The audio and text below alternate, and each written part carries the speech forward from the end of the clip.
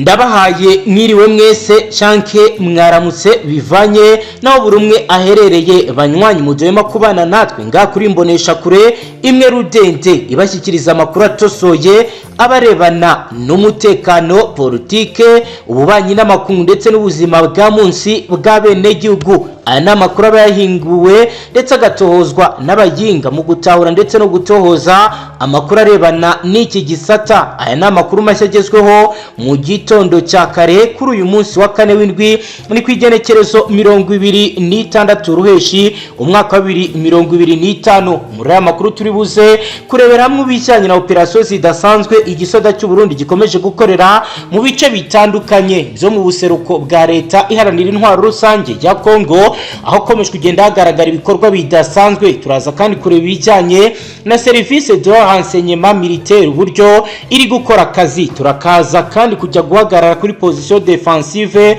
renforce, turebe ibiri gukorwa, turebe poste de commandement avance uburyo zihagaze. Turi buze kandi kubabwira ibijyanye n'ibiri gukorwa ahamaze gutegurwa operation offensive en montagne, ndetse ibi akaba ari ibikorwa byahawe kurongorwa n'umusirikare ufitiye ipeti rya koloneli, ni mu gihe kandi ufite ipeti rya lieutenant yahawe kuyobora unité de reconnaissance mu bice bitandukanye, kuko babona ko umwanzi ari gukoresha amayeri akomeye. Ni mu gihe kandi ari undi mukomanda umaze kurungigikwa muri aka gatondo akaba agiye kuyobora compagnie de soutien info loudre mu bice bitandukanye byegereye Uvira. Ni mu gihe kandi hajyanwe compagnie de infanterie regard ndetse na compagnie de trailer ndetse na compagnie jeune militaire, ndetse bikagaragara ko bajyanye ibikoresho bikomeye. Hari ingamba zikomeye zafashwe zirimo tactique d'enseignement sur la traité ndetse na déploiement inter. Ibi rero byose bikaba bijyanye na usage des observateurs avance. Biro ni bikuwe kuri page ikomeye tugiye kuramburira hamwe. Ni muze turebere hamwe uburyo kompanyi ziri gukora za gisirikare mu buryo budasanzwe. Turebere hamwe kandi biri kubera Ibaraka, Uvira, Fizi ndetse na operasiyo zikomeye ziri gutegurwa n'igisirikare cy'u Burundi muri Minembwe. Amakuru ari dushyikira rero yose turababwira, tubabwiye oboutique de vision nocturne yarayikoreshejwe mu ijoro rya kerikira kuri uyu munsi wa kane w'indwi. Ni muze tubane kandi biba byiza iyo duharanye nga kuri uyu muyoboro ubagezaho amakuru akomakomeye aba yatohojwe ndetse agatahurwa n'abayinga mu bijyanye no gushaka amakuru ajyanye n'igisoda. Biba byiza rero iyo ufyonze sabone ndetse ugakanda no kukayisogera ku ruhande kugira ngo ujye uronka ubutumwa buguha imenyesha igihe dushyizeho ikiganiro ngaha. Reka twinjire mu buryo burambuye turebe uko ibintu bihagaze. Turaza kandi kureba icyo abasasanguzi batangaza eko biri kuba ikaze mu buryo buramvuye. Mu gihe hashize iminsi mike hatagaragara imirwano ikaze mu bice bya Minembwe, Rugezi na Mikenke, amakuru atugezeho kano kanya aragaragaza uburyo igisirikare cy'u Burundi cyagize ibyo kimenya ku bijyanye n'ibitero bikomeye biri gutegurwa n'izasarambwe zikomeje kugenda zegera neza ibirindiro bari bafite angaha. Ibizatumye nabo bongera ibijyanye n'ubwirinzi.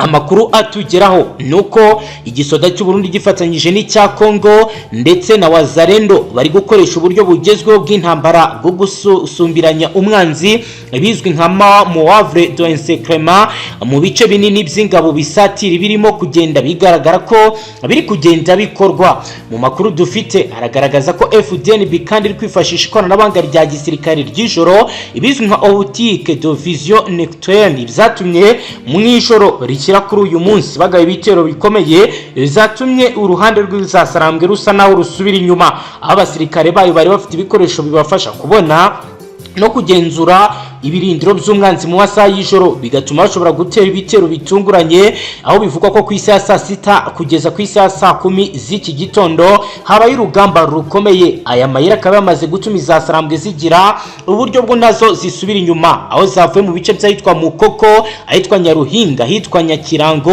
n'ahandi yatandukanye. Aya ni amayiri mashya amaze kuzanwa n'abasirikare baturutse i Bujumbura, ndetse bikavuga ko izo operasiyo ziri gukorwa hifashishijwe ikoranabuhanga Ububirigi bwerutse guha coalition ya FRDC.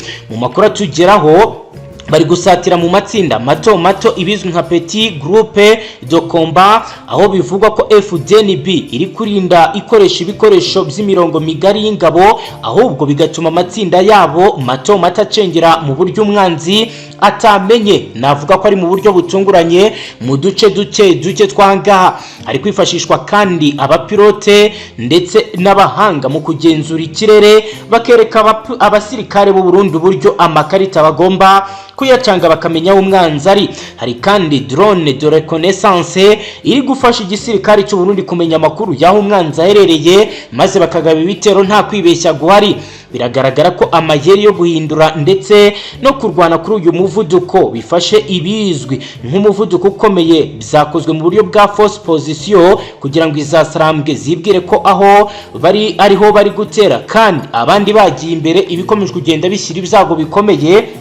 Ku ruhande rw'izasarambwe, abasasanguzi mu by'indwano baravuga ko iyi myiteguro ndetse n'imyimenyerezo y'iruhande rw'igisirikare cya leta biri guhindura byinshi kuri urugamba, dore ko hari amakuru yize wamaze kutugera avuga ko bamwe mu bo ku ruhande rw'izasarambwe bari kugenda bimurana ibirindiro bakajya mu misozi ihanamye yahitwa Bijombo no hafi y'umupaka w'igice giherereye ku ruhande rugana Bukavu. Abaturage b'Iminembwe na Rugezi na Mikenke bakaba rero bakomeje kugenda bagira ubwoba bukomeye, kuko babona ko kuri ubu ngubu imirwano ikomeye yabigiye kugera mu mitumba ndetse no mu mihana batuyemo. Bakaba rero bamwe batangiye kuzinga utwabo, bakaba bari kugenda bahunga. Ibiro birakurikira urundi rugamba rukomeye rukomeje kugenda rwitegurwa, aho rero amakuru yize bari guturuka muri service de renseignement militaire, ubutasi bw'igisirikare cy'u Burundi, service national de renseignement, ndetse n'amakuru yatanzwe na DEMIAP ndetse yatangajwe itegeko ritangwa na GD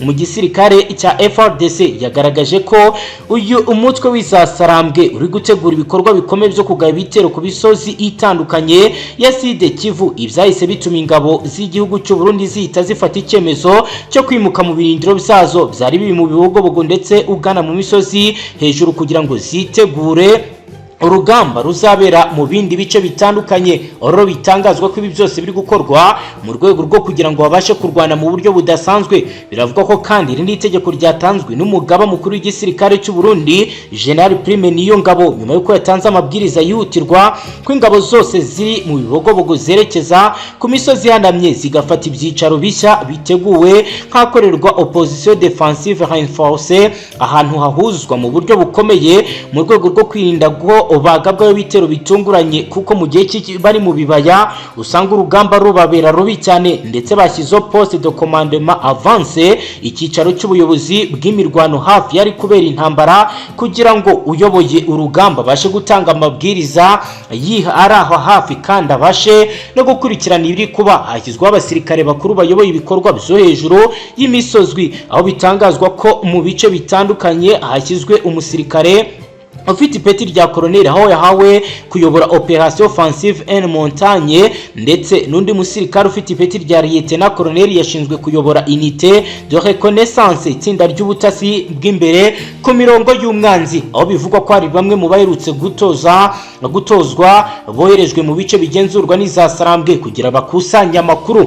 Biravugwa ko kandi hari undi mukomanda wahawe kuyobora compagnie de soutien infrarouge, kompanyi ishinzwe inkunga y'amasasu n'imbunda ziremereye. Uyu akaba asindutse yambuka mu kiyaga cya Tanganyika mu gitondo cya kare kuri uyu munsi mu rwego rwo kongera imbaraga ingabo z'u Burundi ku rugamba. Biravuga ko hashyizweho imirongo irimo kompanyi eshanu zishobora no kuza kongerwa. Hari kompanyi ya mbere igiye kurajya ikoresha zimwe mu mbunda ndetse n'intwaro ziremereye, harimo n'ibimodoka by'intambara izwi nka kompanyi de Sarete Brende, ikaba rero gikoresha ndetse itwara n'ibimodoka bidatoborwa n'amasasu bigiye kuba bizakongerwa mu bice bya Uvira. Hari kandi kompanyi de Infanterie Regari, iyi ni kompanyi igizwe n'ingabo zoherejwe zifite ubuhanga bwo kurwanira mu misozi miremire ihanamye. Hari kandi kompanyi de Trayer, kompanyi y'abasirikare barwanira ku mirongo y'imbere y'urugamba. Hari kandi kompanyi Jeune Militaire, kompanyi y'ingabo zishinzwe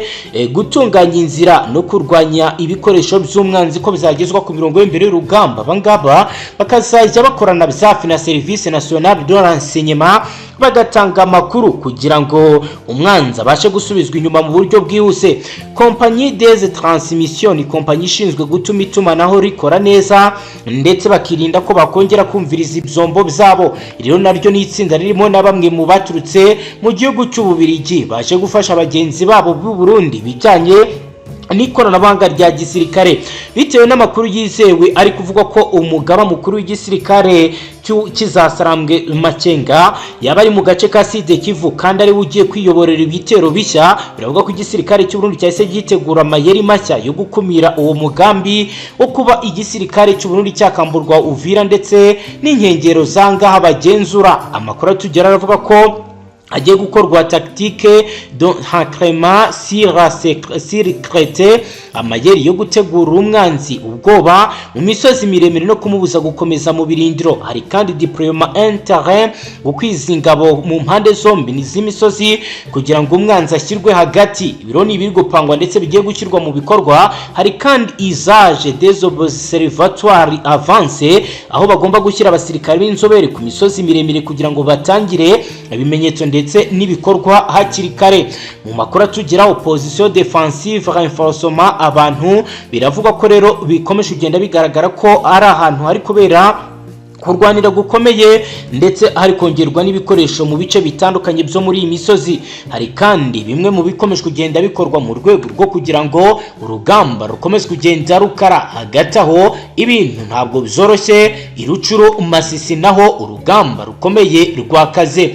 Reka tujyeyo tubabwire ibikomeye bikomeje kugenda biba ndetse nuko kugeza ungu Bizasarambwe zikomeje kugenda nazo zitegura. Ariko kugeza ungu biratangazwa ko n'igisirikare cya FARDC kitaryamye. Amakuru hararahera ku munsi wo kuwa 2 ku igenekerezo 24 Ruheshi aho ikibazo cy'umutekano muke cyakomeje gufata indi ntera muri sheferi ya Bwito ahani muri territoire ya Rucuru ho muri Kivu y'Amajyaruguru ahabereye imirwano ikaze hagati y'igisirikare cya leta ndetse n'uruhande rw'Izasarambwe. Ariko leta yanga ikaba itaragaragaje imbaraga nini ahubwo harwanye umutwe witwaje intwaro wa Wazalendo witwa Dominique Indaruhutse akaba ari aba-CMC bakoze ibitero bikomeye. Imirwano yibasiye cyane cyane imidugudu yitwa Bipfura n'ahitwa Kanyatsi muri groupement ya Bukombo guhera mu rukerera rwo ku munsi wo kuwa 2.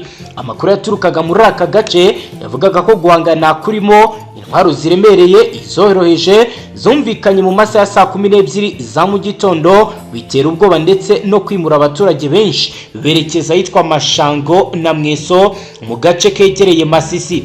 Uko gukozanyaho ngo ni kumwe mu bigize imirwano ikomeje kubera muri aka gace mu byumweru byinshi bishize. Abinzego izindi groupement nk'ayitwa Bambo Tongo n'ayitwa Kihundo hagiye habera imirwano ikomeye yahitanye abantu benshi nk'uko inkuru yanditswe na Media Congo.net ibivuga. Ku mpande zombi nk'uko amakuru akomeza bigaragaza ingabo zihanganye bikomeye. Kuri ubu ngubu biravuga ko hari amakuru akomeye agaragaza ko urugamba rushobora kuba rugiye gukomera kandi rugateza ibindi byago birenze ibyigeze biba. Ariko hagati aho abakoranye n'ubutegetsi bwa Kinshasa bakomeje kugenda nabo bagira ibyo batangaza. Guverineri nta Kivu y'Amajyaruguru washyizweho n'ubutegetsi bwa Repubulika na Demokarasi ya Kongo General Faris Kakure Somo yagaragaje ko yatereranywe na leta. Bimeze gute? General Kakure ukorera mu buhungiro mu mujyi wa Ibeni yasobanuriye Jeune Afrique ko abaturage bo mu gice aherereyemo babayeho nabi kuko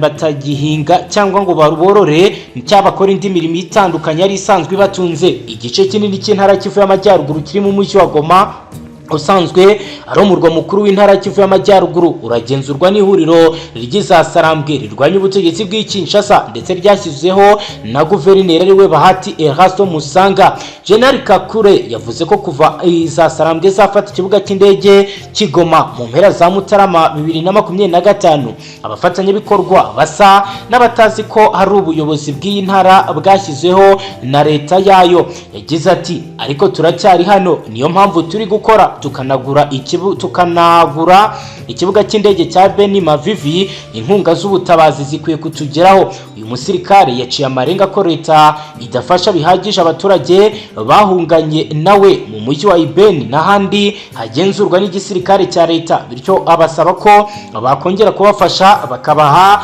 ubutabazi bw'ibanze.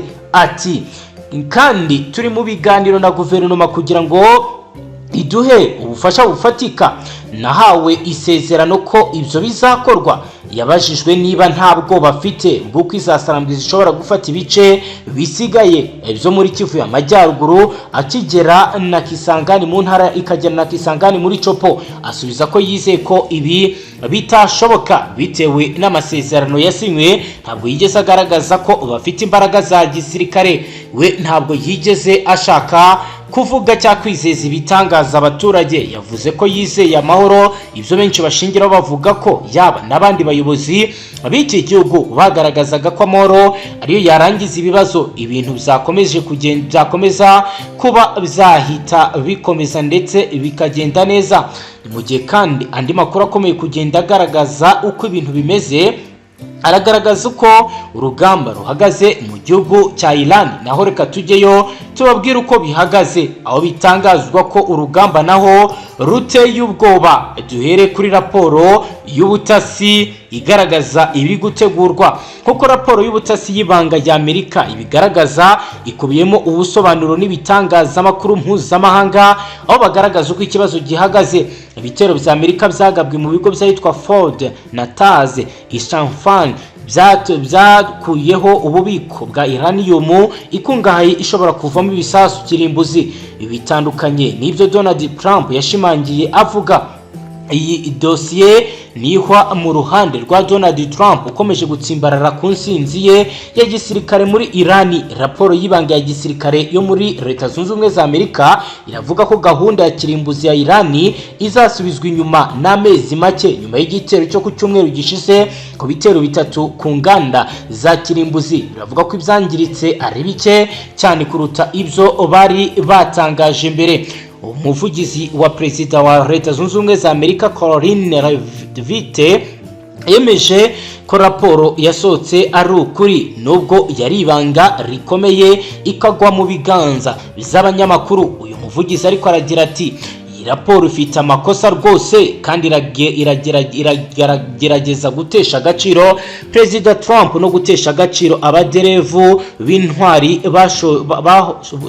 bashoboye izi nshingano zabo mu buryo butagira inenge kugira ngo basenye gahunda ya kirimbuzi ya Irani. Raporo y'ikigo cy'ubutasi gishinzwe iperereza yashyizwe ahagaragara ndetse ishyirwa hanze n'itangazamakuru n'umuntu utanga amakuru. Bivugwa ko igaragaza ko ibice byo hejuru gusa by'ibibanza byitwa Ford n'ahitwa Natanzi byashenywe n'ibisasu by'abanyamerika na misile za Israeli. Bivugwa ko ibitero byibasiye ibice byo hejuru gusa mu bigo bimwe na bimwe, itarinze gusenya inyubako zo munsi. Ndetse igitangaje kurushaho ikizwi nka centrifuges nyamukuru igikora naho ibiro 400 bya Irani, ibiro 400 bya uranium ikungahaye cyane bikeka ko biri muri Irani ahabigenewe. Kugeza ubu haramenyekanaho byimuriwe mbere y'ibi bitero nkuko amakuru abigaragaza. Ikigaragara nuko aya makuru niba ari ukuri